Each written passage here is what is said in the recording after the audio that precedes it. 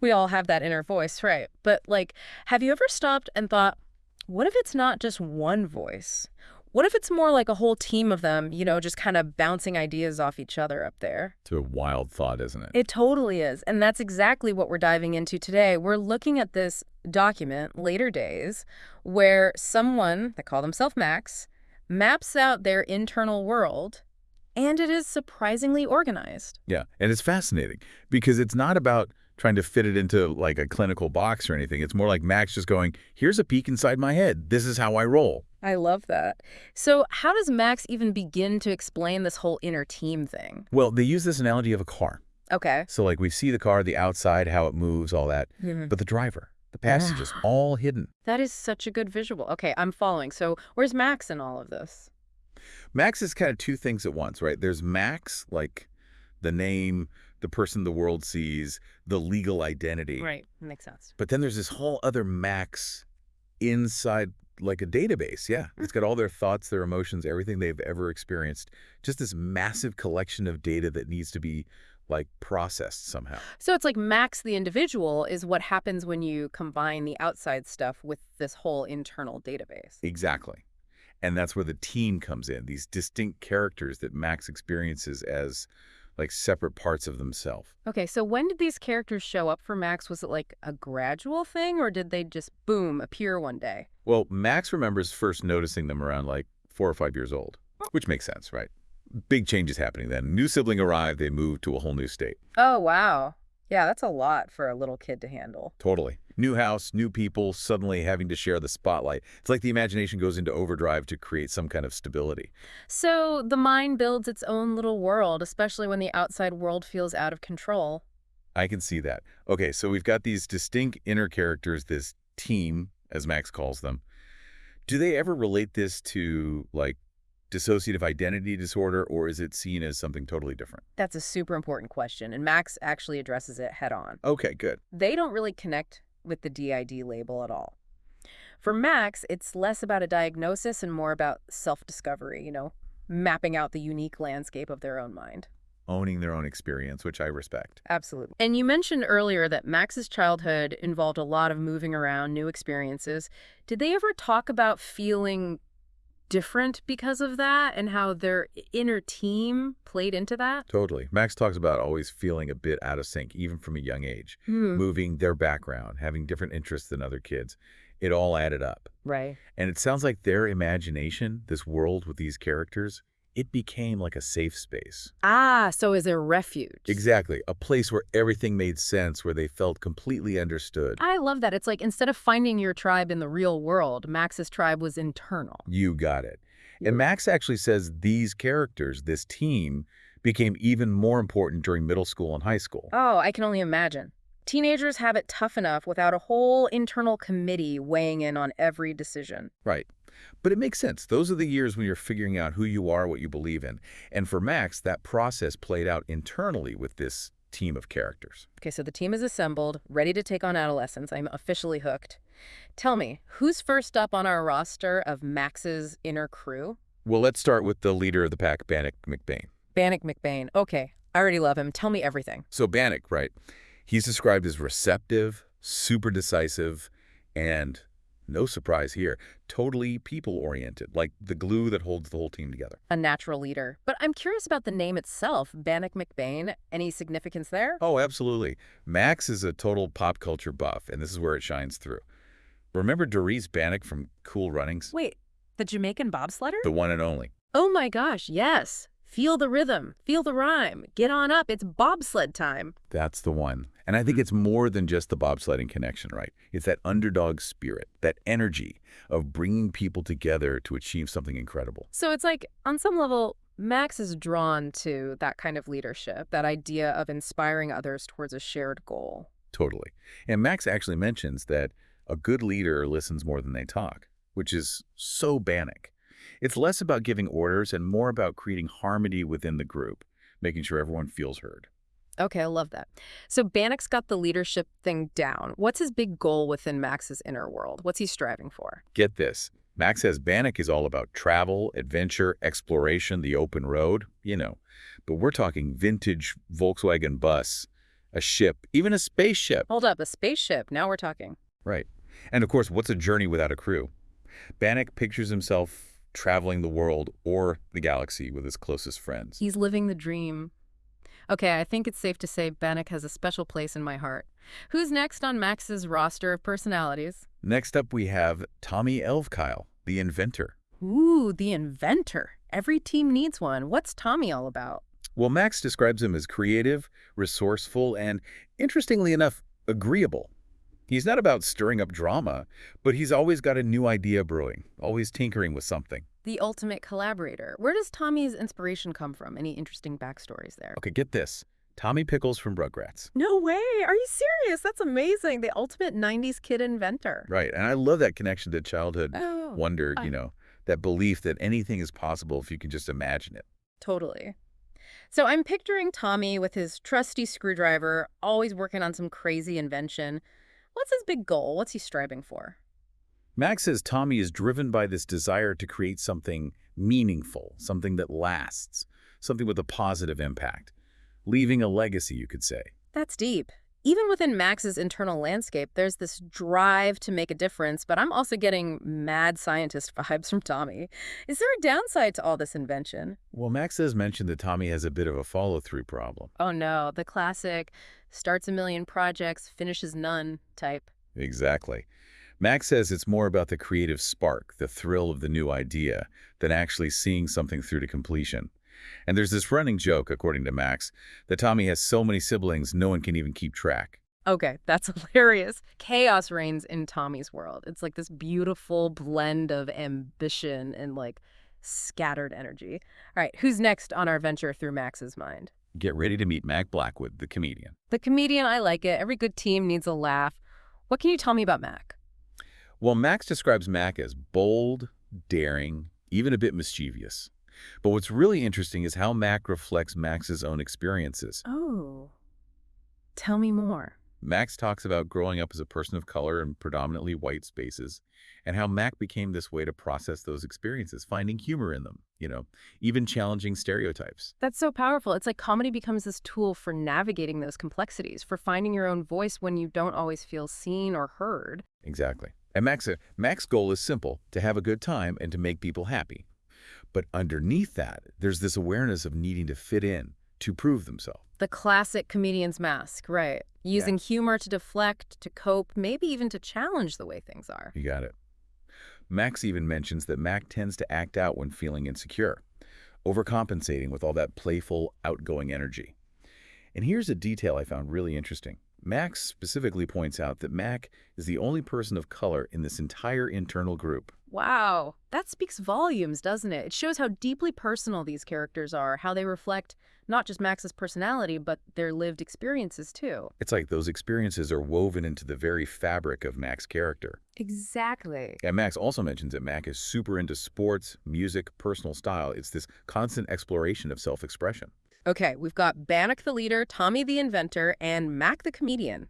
I have a feeling this team is about to get a lot more interesting. Who's next on our list? Next up, we have Addie Lum, the explorer. The explorer. Okay, I'm intrigued. What makes Addie tick? Okay, get this.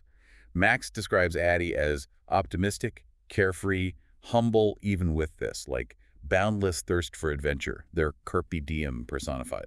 I love it. So where does Addie's adventurous spirit come from? Did Max have, like, a childhood Indiana Jones phase or something? Well, Max links Addie to their childhood fascination with Australia. The outback, the wildlife, that whole no-worries vibe. Okay, that totally tracks. I'm already picturing Addie in a wide-brimmed hat, ready to take on the world, or at least discover some hidden wonders. Exactly. And Max says Addie's goal is all about taking risks, embracing the unknown, and just wringing every last drop of excitement out of life. So far, so good. Addie's like the embodiment of saying yes to every opportunity. But there's always a catch, right? What's the flip side to all that adventurous energy? Well, Max also casually mentions that Addie's a bit of a pyromaniac. What? Okay, things just got real. Right, but Max describes it as finding a strange beauty and warmth in destruction and chaos. It's not about malice or anything. It's more like this fascination with shaking things up, seeing what happens when you push boundaries. So it's like controlled chaos is Addie's love language. Exactly. They're all about the experience, the thrill of the unknown, even if it means a little let's say, constructive destruction along the way. Max even has this line about Addie being here for a good time, not a long time. Okay, I officially love Addie. They sound equal parts exhilarating and terrifying. Who else is on this wild ride inside Max's head? Okay, we've met the leader, the inventor, the comedian, and the explorer. Quite the crew already. Who else is on this dream team inside Max's mind?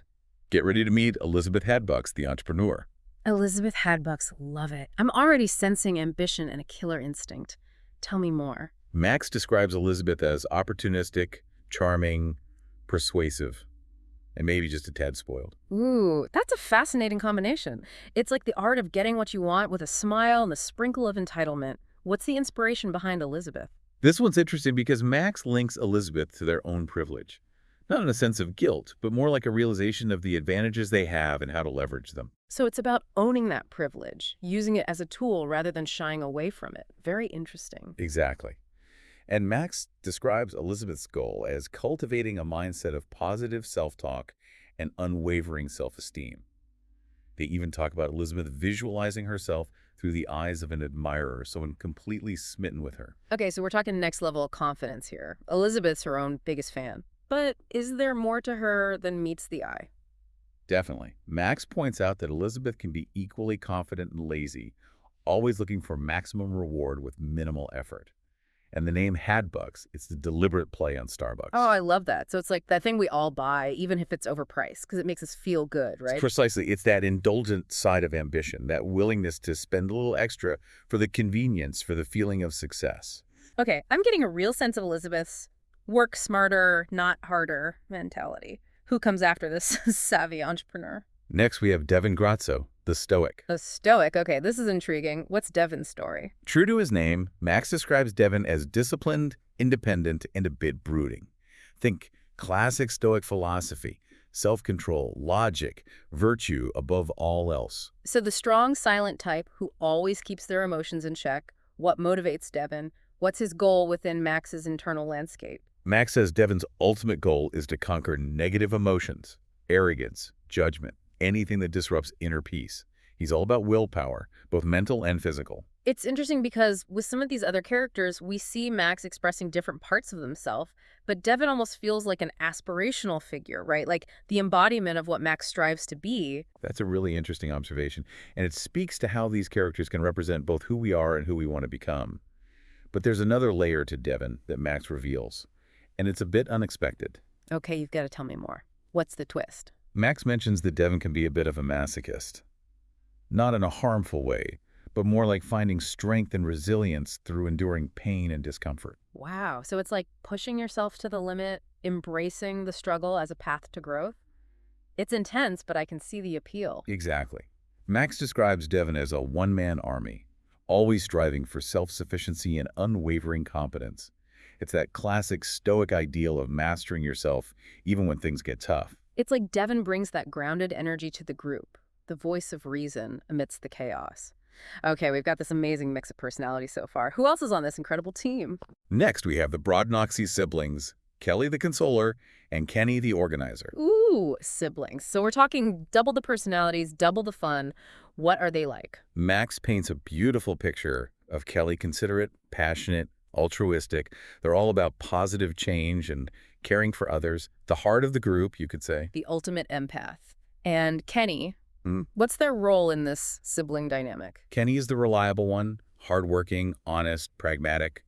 Where Kelly leads with their heart, Kenny leads with their head. I'm already fascinated by the push and pull between those two. It's like the classic battle between head and heart, logic and emotion. What else can you tell me about the Brodnoxy siblings? Well, Max specifically links Kelly to a more liberal or progressive worldview. Social change, environmentalism, those sorts of things. It makes sense. It tracks with that whole caring and nurturing personality. What about Kenny? Kenny, on the other hand, represents a more conservative or traditional perspective valuing structure, stability, logic, tried and true methods. Wow, so you've got these two completely different approaches to the world, coexisting within the same mind. Talk about a balanced perspective. Who else is on our journey through Max's mental landscape? Next, we have Teresa Missou, the investigator. Ooh, the investigator. I like the sound of that. Always digging for the truth, uncovering secrets. What drives Teresa? Max describes Teresa as patient, analytical, and incredibly insightful, driven by an insatiable thirst for knowledge, psychology, biology, philosophy, anything that helps them understand the world around them. The ultimate seeker of truth, it's like their mind is a constant question mark, always looking for deeper meaning. Where does that curiosity stem from? Max says Teresa was actually inspired by their own upbringing. They grew up in a religious household, but personally identify as an atheist.